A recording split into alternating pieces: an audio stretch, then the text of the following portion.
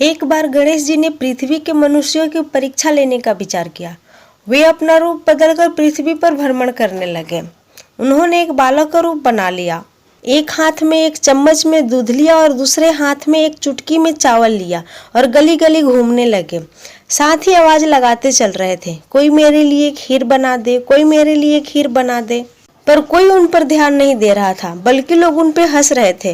वे लगातार एक गांव से दूसरे गांव इसी तरह चक्कर लगाते हुए पुकारते रहे, पर कोई खीर बनाने के लिए तैयार नहीं था।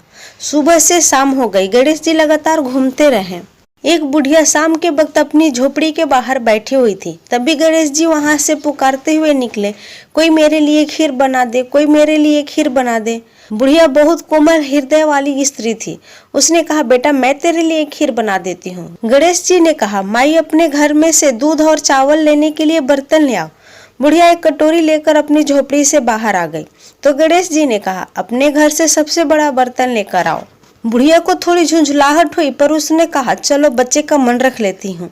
और अंदर जाकर वो अपने घर से एक बड़ा पतीला लेकर बाहर आई। गणेश जी ने चम्मच में से दूध पतीले में उड़ेलना शुरू किया। बुढ़िया के आश्चर्य का सीमा न रहा जब उसने देखा कि दूध से पूरा पतीला भर गया। एक के बाद एक बर्तन झोपड़ी से बाहर लाती गई और उसमें गणेश जी दूध भरते चले गए। इस तरह घर के सारे बर्तन दूध से लबालब भर गया। गणेश जी ने दूध में चावल डाला और बुढ़िया से कहा कि मैं स्नान करके आता हूँ, तब तक तुम खीर बना लो, मैं वापस आकर खाऊंगा। बुढ़िया ने पूछा, मैं इतनी सारी खीर का क्या करूंगी? इस पर गणपति जी बोले, सारे गांव को दावत दे आओ। बुढ़िया पूरे गांव में जाकर दावत दे आई खीर खाने के लिए। सब लोग उसका मजाक उड़ा रहे थे कि घर में खाने का तो एक दाना नहीं है और पूरे गांव में खीर खाने की दावत दे रही है। बुढ़िया ने बड़े प्यार से मन से खीर बनाई। खीर की भीनी भीनी मीठी मीठी खुशबू चारों दिशाओं में फैल गई। खीर की खुशबू से गांव के सारे लोग बुढ़िया के घर पे इकट्ठे होने लगे। जब बुढ़िया की बहू को दावत के बात मालूम हुई तब वो सबसे पहले वहां पहुंच गई। उसने खीर से भरे पतीले को जब देखा तो उसके मुंह से पानी आ गया। उसे बड़ी जोर की भूख लगी हुई थी। उसने एक कटोरी में खीर निकाली और दरवाजे के पीछे बैठकर खाने की तैयारी करने लगी। इसी बीच एक चींटा गिर गया और गणपति जी का भोग लग गया और वो प्रसन्न हो गए। थोड़ी देर बाद जब वो बालक नहाकर वापस आया तो बुढ़िया ने कहा, बेटा खीर तैयार है, भोग लगा लो। गणपति जी बोले, माँ भोग तो लग चुका है, मेरा पेट पूरी तरह भर गया है, मैं तृप्त हूँ, अब तू खा ले और पूरे परिवार और गाँव वालों को खिला। बुढ़िया ने कहा, तुमने तो खीर खाई नहीं तो तुम्हारा पेट कैसे भर गया?